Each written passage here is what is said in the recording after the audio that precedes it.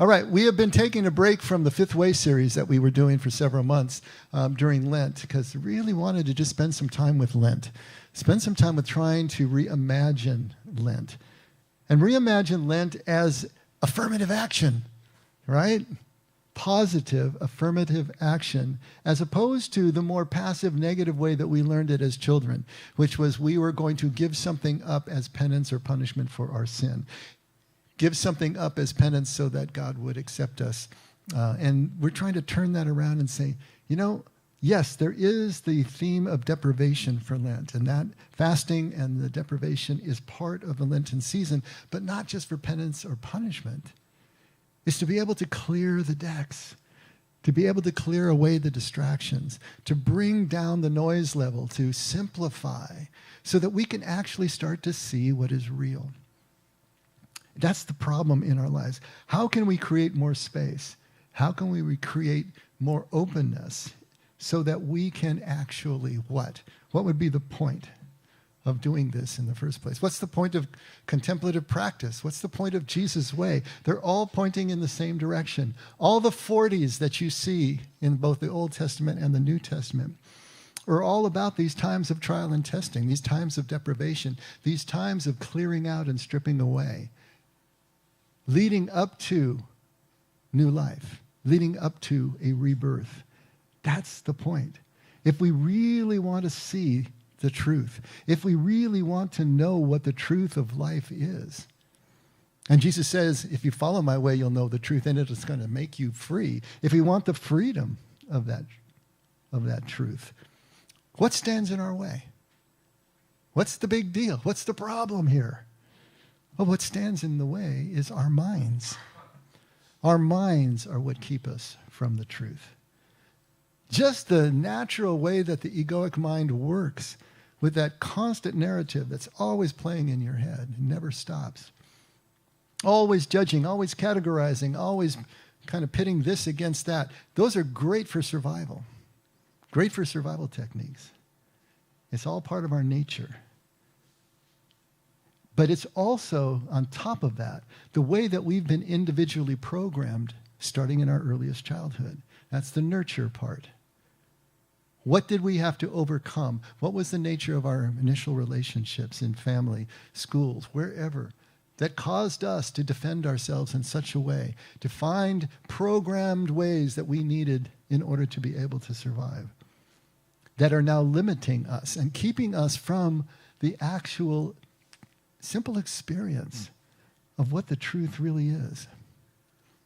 Because as long as we are identifying with that egoic mind, as long as we think that voice in our heads is us, this is who we are, this projection that I give to the world with all of my attributes, with all of the roles that I play, with all of the accomplishments that I have achieved, as long as we think that's us, then we're always going to see ourselves as separate, apart from. And that is the definition of sin. Sin means separation. It's not about what we do that's unlawful. It's about the sense of separation, us from each other, that causes us to do unlawful things. When we see ourselves as separate, when we see ourselves in competition with, then we're going to do those hurtful things. We're going to do those unlawful things. So as long as we're identifying with ego, we're never going to be able to see the truth. It's not available to us. And what truth are we talking about here? Well, introduced a term to you that you may have already heard a few weeks back, and that was called perennial wisdom. This perennial wisdom or perennial philosophy is the idea of a universal truth that sits underneath culture, language, doctrine, theology. There's a truth under there that we all can experience when all of that is taken out of the way. This is what Jesus is actually teaching us.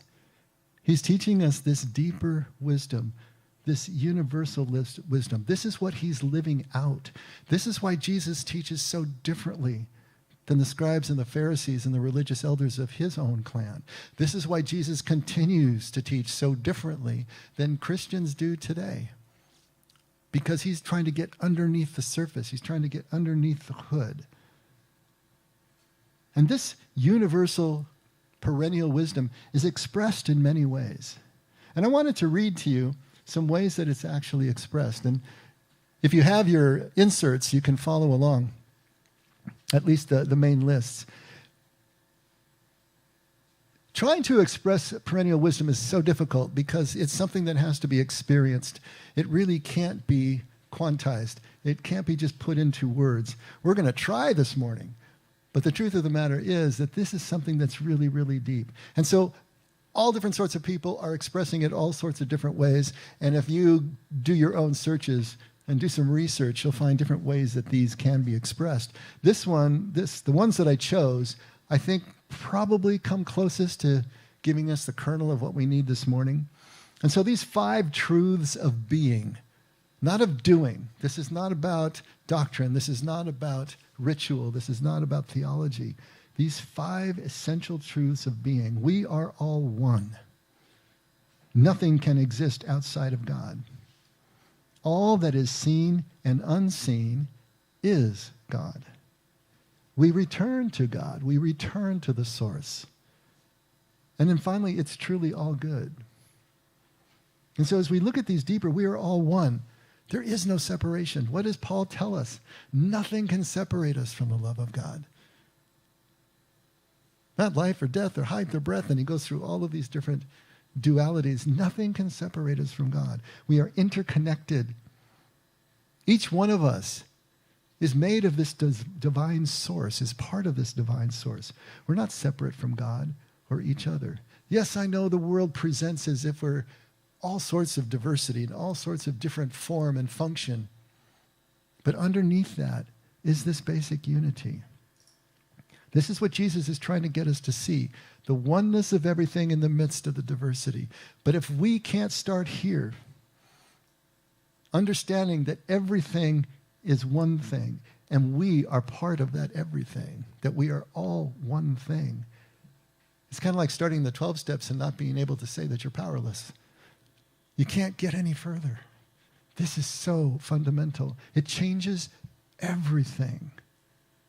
If you still believe with your ego and identify with the ego that you are separate from, you're going to live your life in a completely different way than if you start to get the inkling that you are one with, even as you have your name, even as you have your individuality. Underneath that, we're all one. And so because of that, nothing can exist outside of God. Because everything is one, it's impossible for anything to be non-God, not God. Everything is one, everything that we see. And that's the third one. All that is seen and unseen is God. Reality is fundamentally divine energy. We're starting to think more and more now that reality, all of the universe, actually is consciousness, just operating at different frequencies and different forms. And this is not to say, like pantheism, that the universe is God's body. I'm not saying that. What we're saying is that everything is infused with God's stuff. However this was created by that one source, it is still all one thing that has cooled and now is presenting as many different things. But all of that contains that divine energy, divine consciousness, including ourselves. We are going to return to this God. We're going to return to this source. No matter what happens, we're going to return to our source. We're going to return to this divine energy. And we're going to be enriched and whole in the process of that experience. And so because of that, the fifth one, it's truly all good. Everything is good. The grandest perspective of life is that it is fundamentally good. Genesis 1, God sees his creation, sees that it's good. Everything is going to be okay. Julian of Norwich, right? All is well. All manner of things are well. And they will be in ways that we can't see and maybe not experiencing at the moment, but they will be well. And so these 5 truths of being can give rise now to 5 truths of life. And this is Richard Rohr's list. And if we read it, it's going to sound pretty brutal, right? Life is hard. You are not that important. Your life is not about you. You are not in control. And you are going to die. Thank you, Richard, for that lovely Lenten message. right? Life is hard. You're not that important. Life is not about you. You're not in control, and you're going to die. But here's the thing, it sounds brutal to us until we put it back into the context of those 5 truths of being that we read first, right? We are all one. Nothing can exist outside of God. All is God. We return to God, and everything is truly good, truly God. Once we put even these hard truths of life back into that context, we realize that we are part of this oneness, right? And then everything is going to be seen in a different light. Rohr actually calls these essential truths of life consolations, consoling messages. How does he get to that, right? Following a spiritual journey of relinquishment. If we're really going to follow this way of relinquishment, not just in Lent, but in general, we've always talked about the spiritual life being more about subtraction than addition, not about acquisition, but about relinquishment. We're not trying to find something out there that'll give us truth. We're trying to uncover what is already in here. The kingdom is within, but we got to strip away everything that is blocking that. So if we're following that kind of relinquishment journey of acceptance, we're going to come to realize these essential truths of life that initially seem negative, but are really 5 consoling messages that when we internalize them, when we really bring them into ourselves, they will free us from the illusions of our ego. That's the whole point of this. Richard Rohr's list comes from his study and research about male initiation rites in Aboriginal cultures and ancient cultures. And we all know about the male ego, right? We don't have to talk about too much about that. How do you break that down? How do you make a young boy become an actual, mature, and functioning and beneficial part of the tribe or the clan? You got to break that down by getting him to see these basic truths. If we can internalize these messages, we free ourselves from the illusions of ego. They're designed to move us away from a first half of life focus on achieving or controlling our environment around us for our good, right? Move us toward a second half of life, more grounded and spiritual existence. But we have to internalize these messages in a personal inner experience. Mental belief is not going to be enough. Mental belief isn't going to work. If we haven't lived them, they're not going to be effective for our own transformation. We can't just read them in a book. We actually have to live them out, which means we have to risk something. So when we look at this, life is hard. You remember M. Scott Peck, Road Less Traveled, first line of his book, life is difficult. But when you read the rest of the paragraph, what he's saying is life is difficult, but once you accept that life is difficult and stop expecting something other than difficulty from life, then life isn't difficult anymore. It right-sizes itself. You start to flow with it rather than constantly be in opposition. So accepting life on life's terms, accepting that suffering through difficulty is unavoidable, that it's how we learn and how we grow. Once we can accept that, it's going to reduce our anxiety. It's going to free us from unrealistic expectations, make us more grateful for moments of joy and ease that we do have, and start to appreciate life as it comes to us. Accepting life is hard is the key. The second one, you're not that important. Now, you're still loved by God, of course, in every way that means, and every one of us is loved equally. But you're also not the center of the universe. I hate to break it to you, but you're not. Well, this is what happens to infants, right? Every infant thinks they're the center of the universe. How would they have any other perspective? They're precogs. They can't think yet. And so everything is the center of the universe. Everything that they see is an extension of themselves as far as they know. We're supposed to grow out of that. Some of us, not so much. We're not the center of the universe. Realizing this encourages humility over self-absorption. By relinquishing our constant need for validation or the burden of excessive self-importance, we can begin to see our true nature. And our true nature is as part of the whole. Ancient cultures didn't have as big a problem with this as we will in our current culture, because ancient cultures were collective in nature. The individual only existed to serve the group. The group didn't exist to serve and protect the rights of the individual the way our Constitution reads. It's the exact opposite. We existed to serve the group. We were here for that. You as an individual are not that important in terms of the life of the group. This is the lesson that was easier for ancient or Aboriginal cultures to absorb. 3, your life is really not about you at all anyway.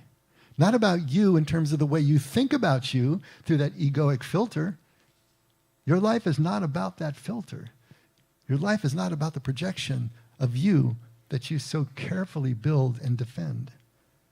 Your life is part of a larger divine purpose.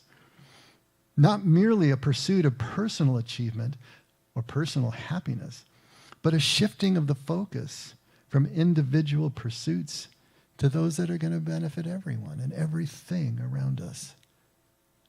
So 2 and 3 work together. You're not that important, and your life isn't about you, not about your individual achievements. It's about how well you serve the life of the group at large. 4, you're not in control. So we're back to step 1, right? Came to admit that we were powerless over whatever it is that has become obsessive and compulsive in your life. We're not in control. Accepting that powerlessness, that we cannot control outcomes. You know that, right? We can't control an outcome. We can work as hard as we want to on a process toward an outcome. We can guarantee that we're going to show up and work the process. We can do that. We can control that. But we can't control the outcome. That is not something that is under our power. We can't control outcomes. And once we accept that, it's going to, again, reduce our anxiety and stop the frantic pursuit of certainty. That pursuit of certainty will kill us every time. Psychologists like to say that intolerance of uncertainty is the genesis of all human neuroses. All of that stuff stems from not being able to just accept that life is uncertain. If we can let go of the illusion of control. No one's going to let go of power if they think they have it. Nobody does that. But once you realize that the power is an illusion, you can let go of the illusion. It's about getting aware enough, right here, right now, in real time, to be able to realize, yeah, I don't have the control over the outcome.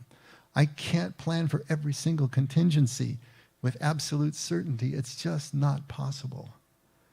So when we can let go of the illusion of control, then we can start to be present to the work of change, really present to the work of change. That doesn't mean we stop working for not yet. We don't stop striving for excellence. We don't stop working for whatever it is that our goals are and the things that we want to attain. But now our focus isn't out there trying to control the outcome. Our focus is right here, now, in this moment, just doing the work, immersed in the work, loving the work, enjoying the work, and everyone who is with you in the work. Completely different way of living life. We can enjoy what we're doing while we're doing it. And that is the greatest chance that it's going to lead us to the outcome we seek. But we don't know for sure. You can do everything right, everything will be different. You can do everything wrong, and you may end up where you wanted to go in the first place. We just don't know. That's just life. Can we accept that? Can we accept that randomness at the heart of everything that's going on? And then finally, you're going to die. We all know that at some level, but we don't like to think about it. We push it off. If we can bring it home, if we can really make that death as much a part of life as the living part, things start to change. There's a balance that changes. There's a perspective that changes. Accepting our own mortality brings profound reality and grounding to life. And realizing the temporary nature of life, how fleeting this all is, makes life precious. It's supply and demand, right? The more you got of something, the less you value it. But when you realize how short this life really is, and as we get older, man, the weeks are like changing like days and the months like weeks. It just seems like it's going so quickly. You realize how quickly it's going. More and more precious as we realize how fleeting it is. And we can live it then with more joy, intentionally. We can see this moment is precious. Let's not miss it. Let's not waste it. We can enjoy spontaneity better. We can have more presence with everything that we do. And so this is how what a negative list looks like initially really is that consoling message. Really is a grounding for us that will make life so much better. This is what Jesus is trying to get across to us. To sum it all up, here's a reality check on life, and this is in your inserts if you want to follow along. We are all parts of a larger whole.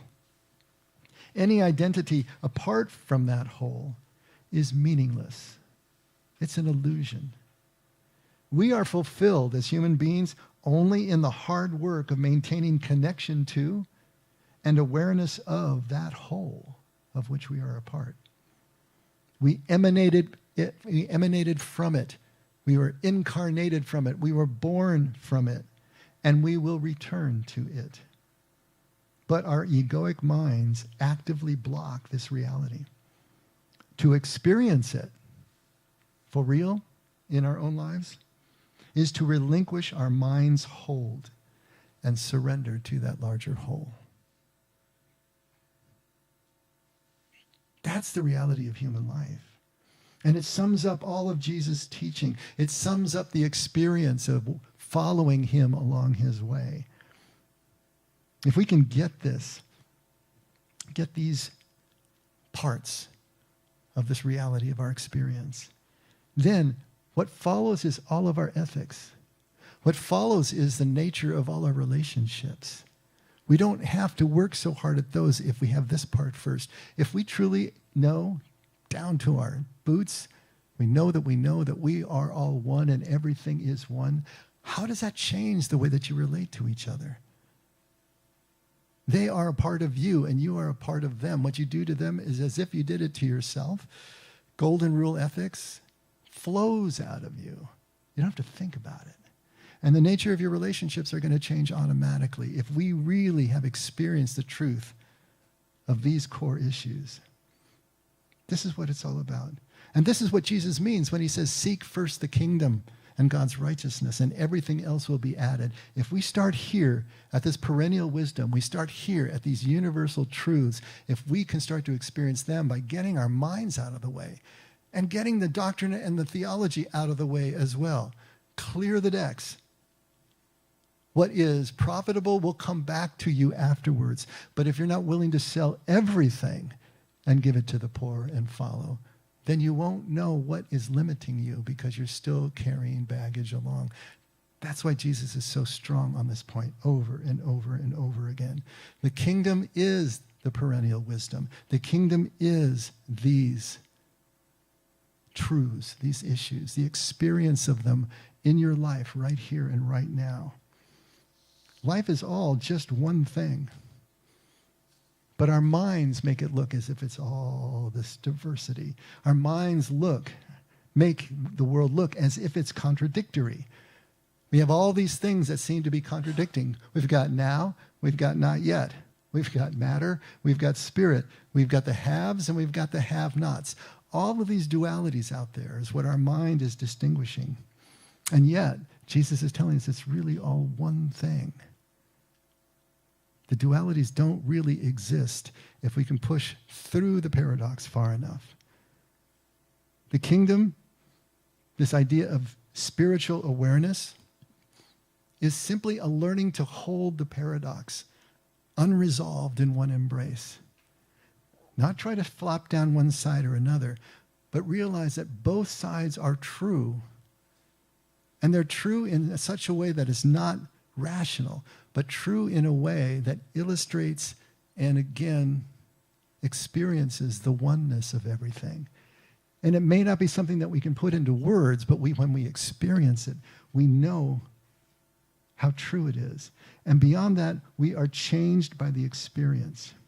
And so this is what Jesus is trying to teach us. This is the way, holding on to that paradox. See the unity in the seeming opposites, even as we continue to live the illusion of duality. Can't get around that. Life looks the way it does, and in order to succeed in it, in order to just buy and sell and do the things we need to do in life, we're going to have to live that duality. But realizing that that's the illusion and the unity is the truth changes the way we go about doing everything that we do. Last week we talked about Eric Liddel. Remember the Flying Scotsman? Eric Liddel, 100 years ago in the 1924 Paris Olympics, won the 400-meter race, brought home the gold for Britain. But we were talking about him not just as a sports hero. We were talking about him both as a athlete, but also as a missionary to China. But more importantly, that he seemed to have a way to fuse these elements together. Remember when he had his tiff with his sister, Jenny, because he missed a prayer meeting because he was frivolously training for the Olympics, right? She thought that was a waste of time. You missed a prayer meeting. And she upbraids him because he's not taking seriously his spiritual and theological work. And he says, Jenny, I believe that God made me for a purpose, for China, to go back and be a missionary. But he also made me fast. And I feel his pleasure when I run. He feels his pleasure when he runs. Now, he's the guy that we talked about, that image of him before the 440 race, 1924 Olympics, on the track. All the other runners are digging their little holes because they didn't have blocks back then. They're digging their holes so that they have something to start from, right? And they're stretching and their brows are furrowed and they're trying to stay focused. He has a sports coat on over his running shorts and he's just walking between them as if he was at tea in the garden. And he's shaking hands and he's smiling and he's wishing them all luck and they're looking at him like he's nuts. Takes off his jacket and smokes them all. How did he do that? How did he stay so relaxed? And we have this other image of him 20 years later in a Japanese internment camp in China as a missionary. He's been there for 20 years now. And he's directing square dances for the people there, trying to keep their morale up. How does he keep focused on seemingly meaningless tasks with the threat of death hanging over him in the form of the Japanese and the cruelty of the internment camp? How does he mix these two things? How does he make that work? How could he be so relaxed? How could he be so focused on meaningless tasks? At age 22, when he ran those Olympics, he was able to see a task within the task. He was able to see the unity within the duality. He was able to see a deeper, universal purpose in every superficial task that he performed, whether it was playing chess or whether it was building a model boat or whether it was directing a square dance or whether it was running the Olympics, things that we would judge all over the spectrum. He saw them all equally because he could feel God's pleasure when he ran. And that changed everything. He could hold the balance between now and not yet, right? He could train for the race with everything in him. Train to win, not just to place, not just to be there. Train to win because he continuously felt God's pleasure as he ran. And that took everything else out. It became just this singular experience right now. And if you think about it, that's the secret of life, isn't it? What's the secret of life? James Taylor had an answer. He said it's enjoying the passage of time. That's not bad. Being right here now, learning to enjoy the passage of time, being fully immersed in this now moment, working hard, striving for excellence, taking whatever it is you're doing really seriously. We need to do that. As human beings, we need to be committed. We need to work hard. Aware of how this moment that you're working hard is connecting to the goals that you're trying to achieve, the desired outcomes that you're searching for, that are out there, not yet. Still working hard, but without letting those not yet desires obliterate the feeling of God's pleasure as we run. That's the balance. And it's not easy. We talked last week about Nehemiah. Remember, they came back. The temple had been rebuilt after the destruction at the hands of the Babylonians. In 50 years, the first wave of Jews are allowed to come back and they rebuild the temple. And the people looked at the temple and they wept because it was just such a shadow of what Solomon's temple had been before. Nehemiah comes back and he gets permission to rebuild the walls around the city. And the people are weeping because they read them the law. They had to translate the law from Hebrew into Aramaic so they didn't understand it.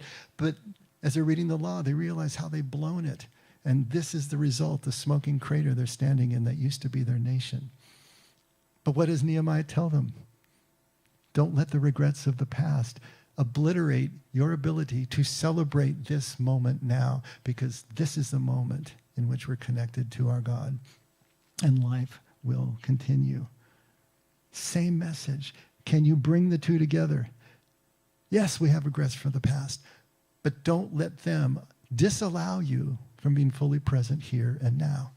And then we read through bits of Ecclesiastes. Solomon is saying exactly the same thing. You know, all the things that you purpose to do, all the goals that you may have, all the achievements, things you want to build, wisdom that you want to have. In the end, it all gets leveled at the moment of death. What is the only thing that's important? This moment, right now. There is nothing better than any human can do than to eat and drink and enjoy your food and enjoy your work in the sun that day. Enjoy the relationships and your spouses. That's it. That's all we really have.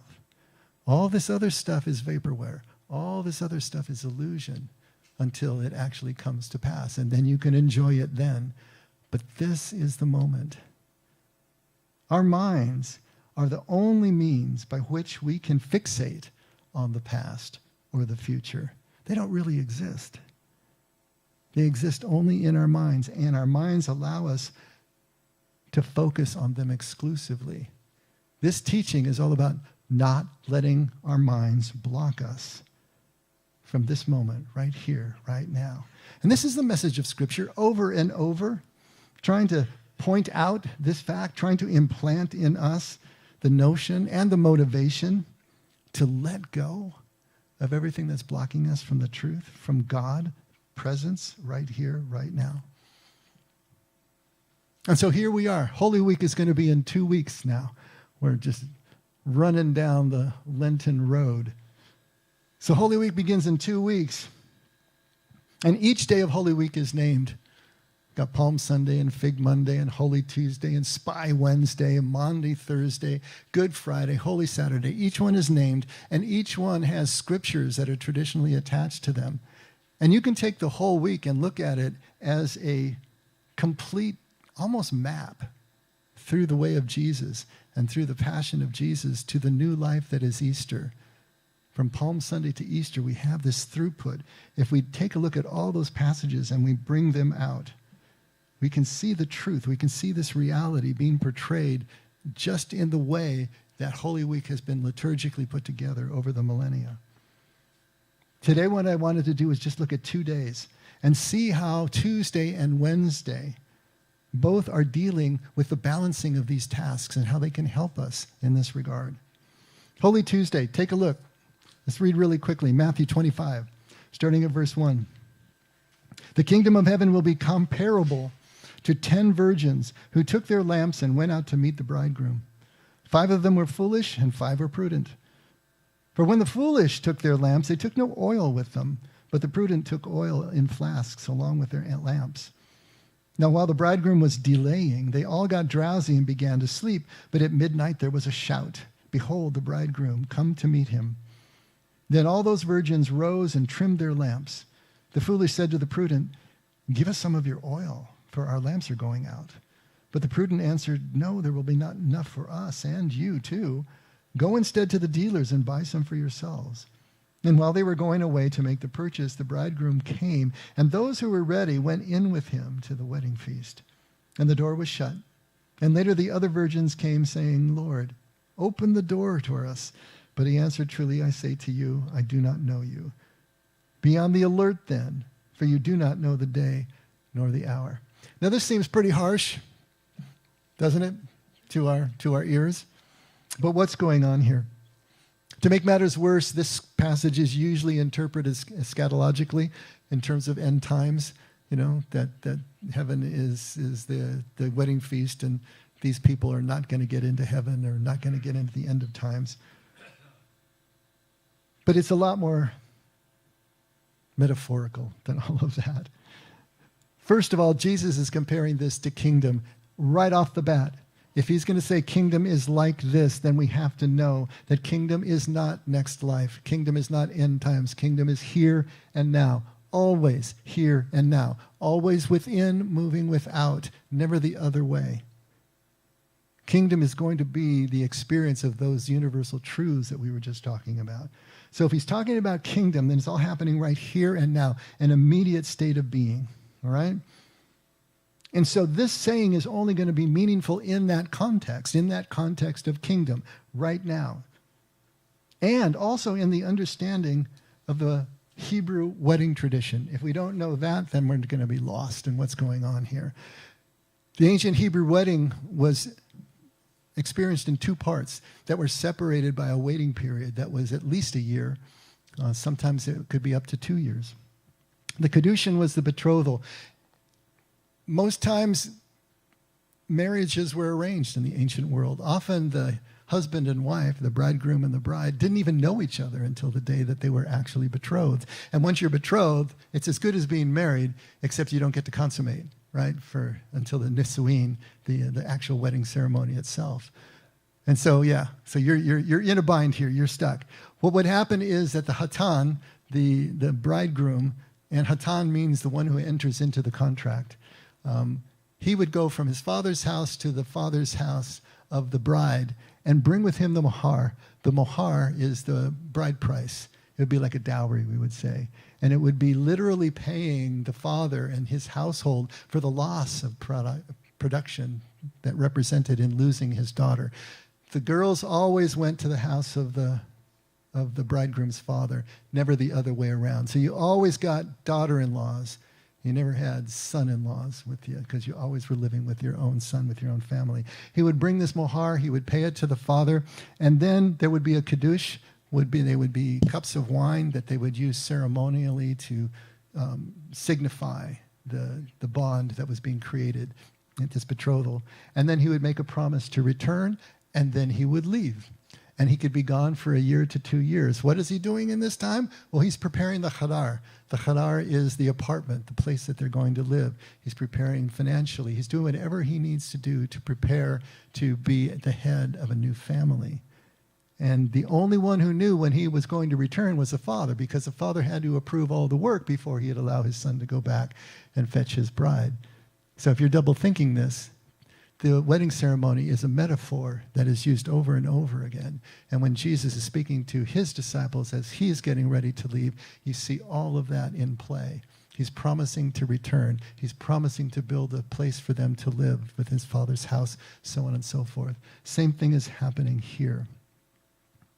So the kala, the bride, is, and that means completed or enclosed one, because she literally was going to be enclosed in the new house. She takes the mikvah, which is a ritual bath, like a baptismal bath, to become pure. She would take the veil for the first time. Remember, these girls are only 12 or 13 years old. As soon as they hit puberty, then they could be married. And so as young girls, they didn't need to have their heads covered. But now she would take the veil, and that would be the symbol that she is to remain pure as she learns how to manage a house in this period of time that she has, until the groom returns. And when the groom returned, nobody knew. They didn't announce it. They didn't send any advance word. It was a surprise. And it usually happened in the middle of the night, in the dark. They'd get to the outskirts of the village, and they would blow the shofar, the ram's horn, and everybody would know that the groom is returning. And it was a big, exciting thing that they would do. And you can imagine all the bridesmaids, all the friends of the bride, 12 and 13-year-old girls squealing and running around and getting their lamps. And they would run to where the groom was, and they would light his way back to the father's house of the bride with their lamps. And he would come, the father would ceremonially turn his head, and the bride would be snatched up. And you can think of that as also part of the imagery of the rapture. Snatched up and carried. And Nisuin, which is the name of the wedding ceremony itself, was also the idea of they would lift her up and they would carry her back to the father's house on a raised platform. If you think about Jewish weddings now, they collapse the two. So Kedushin and Nisuin are together, but they still walk around carrying bride and groom on the chairs, and they put them under the chuppah, the canopy. They would take her to the canopy, to the chuppah. There would be the actual final ceremony, and then they would retire into the chadar and consummate their marriage while everybody partied for 7 days. Weddings were 7 days long, so you had guests over for 7 days. Imagine that. Think about all the meals that you had to plan, right? Between those two pieces was this waiting period, a living between the betrothal and the actual wedding itself. So the bride and the bridesmaids also, never knowing when the groom was going to return, had to live their lives being prepared for any time that he may return. But at the same time that they're staying vigilant, that they are readying themselves and being prepared for this, and throughout all of their excitement and anticipation, they also are staying grounded in the life that they have right here and now. Because for that bride, it may be, for some, the last time that they see their family once they're taken away to some remote place. Or they're not going to see them very much, but life is going to radically change. As it's fleeting, as you know that it's short, it gains this preciousness, and you are completely immersed and present to it. This is the state of life that the Hebrews saw all of us in from birth to death. We are all in this waiting period between the betrothal and the nisuin, the consummation. And so Israel was considered the bride of Yahweh. The church was considered the bride of Christ. But we all considered ourselves as living in this period of waiting when we don't know when we're going to be called into a different life. But to live this way balanced between now and not yet was the whole goal. To stay prepared, to stay ready, to stay grounded. Beautiful imagery. And so instructive about why the scriptures read the way that they do, the message that is being imparted here. Moving to Spy Wednesday, there are two stories here. One is between Judas and the Sanhedrin, the leading body of the Jewish authorities, and also between Judas and Mary. Take a look at Luke 22, starting at verse 1. Now the feast of unleavened bread, which is called the Passover, was approaching. The chief priests and the scribes were seeking how they might put Jesus to death, for they were afraid of the people. And Satan entered into Judas, who was called Iscariot, belonging to the number of the 12. And he went away and discussed with the chief priests and the officers how he might betray him to them, betray Jesus to them. They were glad and agreed to give him money. So he consented and began seeking a good opportunity to betray him to them apart from the crowd. So this is where Spy Wednesday gets its name, because it was a clandestine meeting with the Sanhedrin, right? So what about Judas? Judas has been such a fascinating character for 2,000 years now. I don't know what you think about Judas. Was he just evil? Was that his whole thing? He's called a thief here. You know, money seems to be some sort of motive to him, perhaps. But I think it's a lot more complex than that. If Judas was just a thief, if Judas wanted to make money, it seems like there have been a lot easier ways for him, more straightforward ways for him to do that. Why is he following Jesus?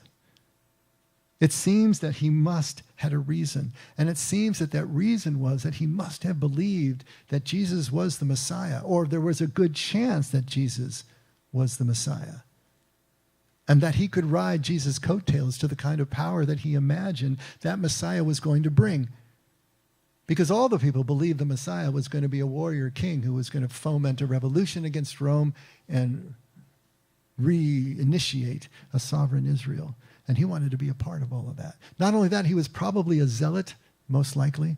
And the zealots were the sect that was actively working sedition against Rome and trying to foment rebellion. And so he was probably getting impatient. And he was probably delusioned by how long Jesus was taking. And perhaps he wanted to spur him along.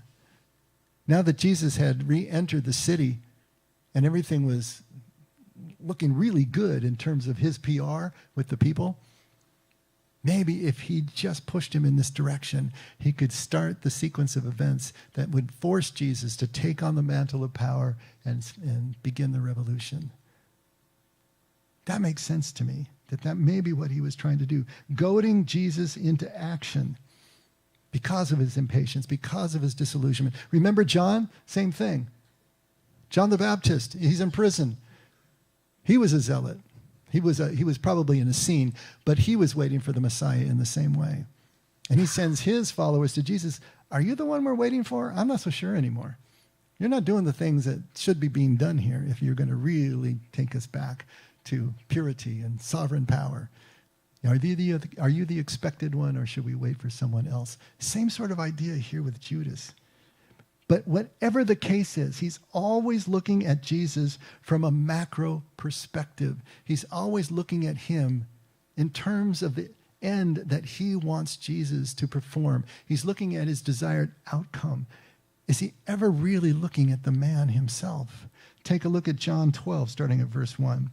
Jesus, therefore, 6 days before the Passover, came to Bethany where Lazarus was, whom Jesus had raised from the dead. So they made him a supper there, and Martha was serving, but Lazarus was one of those reclining at the table with him. Mary then took a pound of very costly perfume of pure nard and anointed the feet of Jesus and wiped his feet with her hair. And the house was filled with the fragrance of the perfume. But Judas Iscariot, one of the disciples who was intending to betray him, said, "Why was this perfume not sold for 300 denarii and given to the poor people?" Now he said this, not because he was concerned about the poor, but because he was a thief. And as he had the money box, he used to pilfer what was put into it. Therefore Jesus said, "Let her alone, so that she may keep it for the day of my burial. For you always have the poor with you, but you do not always have me." Look what's happening there. In both stories, Judas is concerned with macro issues, right? He's concerned with social justice. He's concerned with political justice. Mary is concerned only with Jesus as an intimate friend. She's living a micro connection. She is completely immersed in this moment. Here's the dinner going on. As usual, Martha is doing all the cooking and all the serving. And here's Mary, at Jesus' feet in another world, in a zone of her own, completely in that contemplative, mystical moment, anointing Jesus' feet in this extravagant and completely unself-conscious pouring out and vulnerability. She was probably not even aware of how she appeared to the others or what they might have been thinking, because she was just single-mindedly just there with Jesus at that moment. Where Judas always sees Jesus as a means to an end, as a weapon for God even, he never fell in love with him. Just let his heart be taken. Never saw the man. Never entered into that kind of intimacy and connection. Mary, she simply feels God's pleasure as she runs. Nothing more or less. Now, obviously, there is a place for concern about macro issues. There's a place for concern about social justice, about political justice, about action that needs to be taken on the macro scene. There are times that we do need to prepare for the race, to work hard, to strive for excellence, to work toward a goal.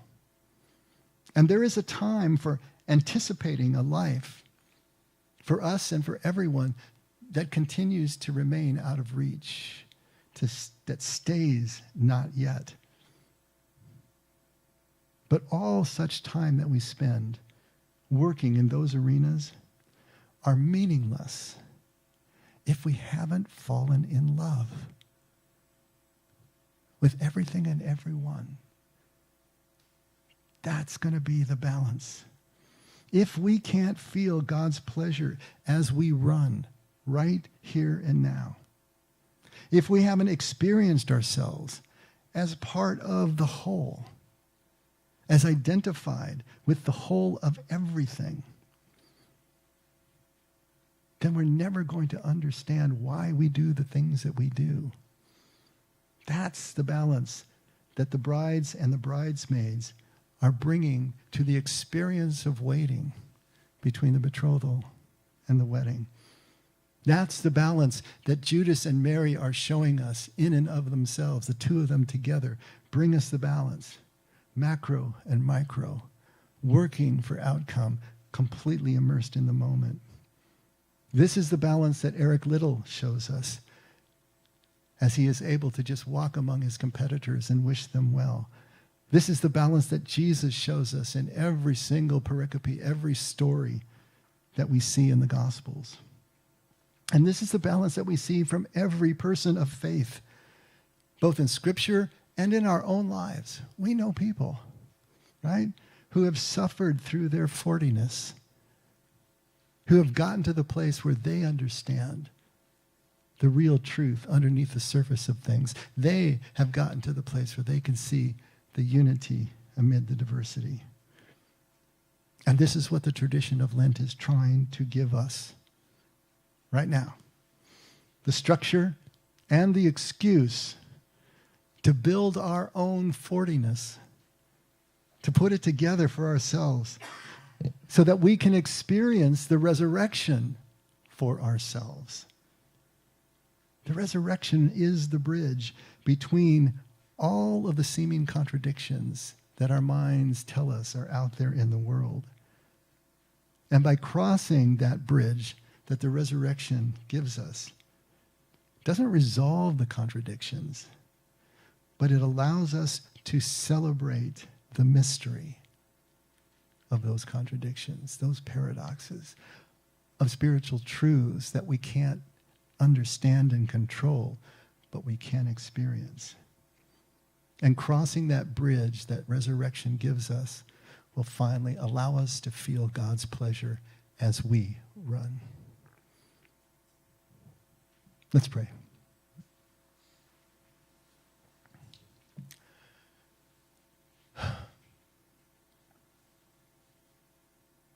Father,